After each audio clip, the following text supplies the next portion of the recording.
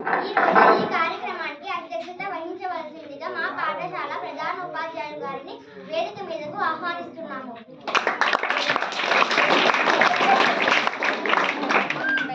ఈరోజు ఈ కార్యక్రమానికి ముఖ్య అతిథిగా విచ్చేసిన మన గ్రామ సర్పంచ్ గారిని వేదికను అలంకరించవలసిందిగా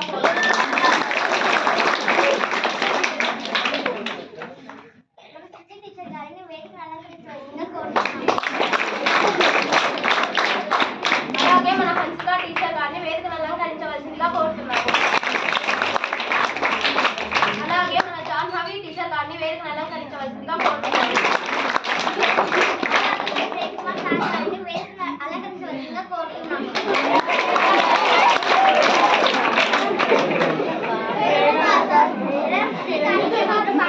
ఈ కార్యక్రమంలో పాల్గొనడానికి మా పాఠశాలకు ఇచ్చేసిన తల్లిదండ్రులకు మా హృదయపూర్వక ఆహ్వానము. ఇప్పుడు మన ప్రధాన ఉపాధ్యాయులు గారు తొలి పలుకులు వినిపిస్తారు.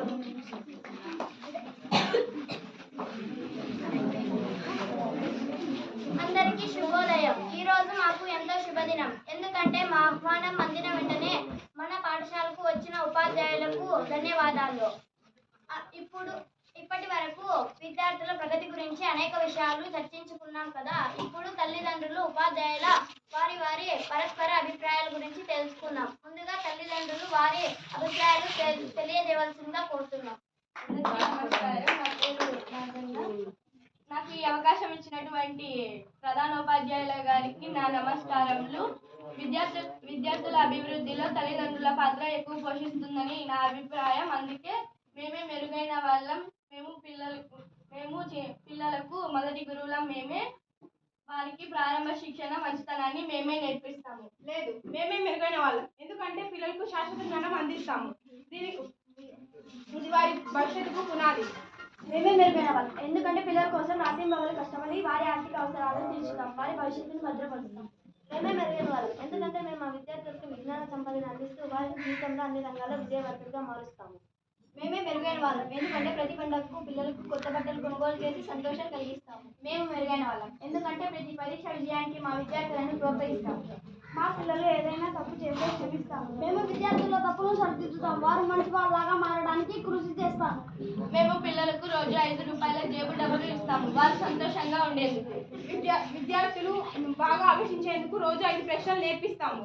పిల్లలు అనారోగ్యంగా ఉంటే డాక్టర్ దగ్గరికి తీసుకెళ్లి రాత్రంతా జాగారం చేస్తాము.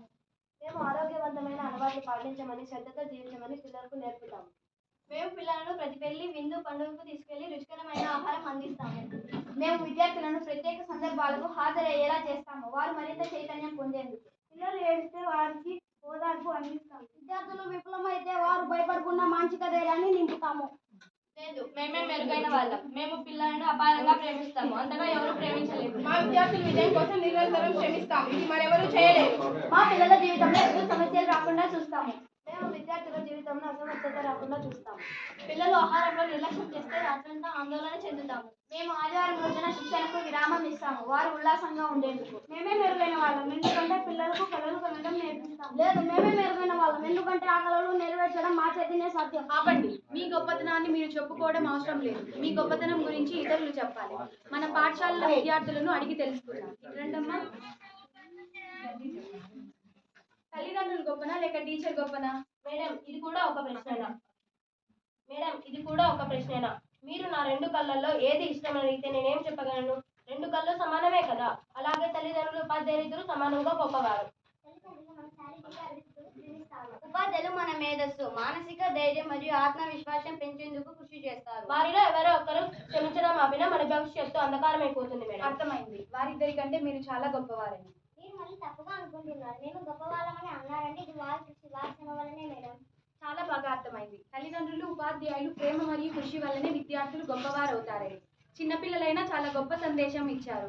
తల్లిదండ్రులు మరియు ఉపాధ్యాయులు వారిద్దరిలో ఎవరో ఒకరు తన బాధ్యతను విస్మరించిన విద్యార్థి జీవితానికి అంధకారం నెలకొంటుంది. అంతేకాక మన ప్రభుత్వ పాఠశాలల ఉపాధ్యాయులు అర్హతతో పాటు శ్రమపడి ఈ స్థాయికి వచ్చిన వారు. కావున మీ పిల్లలను ప్రభుత్వ పాఠశాలలో చేర్పించండి. వారి గొప్ప జీవితానికి పునాదులు వేయండి. నన్ను ఇక్కడకు ఆహ్వానించినందుకు ధన్యవాదాలు. ఇప్పుడు మన ప్రధాన ఉపాధ్యాయులు గారు మాట్లాడతారు. కాకపోతే తల్లిదండ్రులు మరియు ఉపాధ్యాయులు ఇద్దరు సమానమైనప్పటికీ తల్లిదండ్రులు జన్మనిచ్చింటారు కాబట్టి బాధ్యత ఉంటుంది.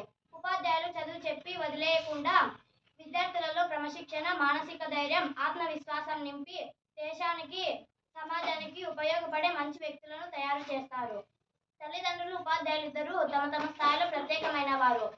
పిల్లల అత్యుత్తమ భవిష్యత్తు కోసం వీళ్ళిద్దరూ చేతులు కలిపి పనిచేయడం అవసరం. ఈనాటి తల్లిదండ్రుల సమావేశానికి వచ్చిన తల్లిదండ్రులకు ధన్యవాదాలు. అలాగే మన మాతృభాషను ప్రేమిద్దాం, పరభాషను గౌరవిద్దాం.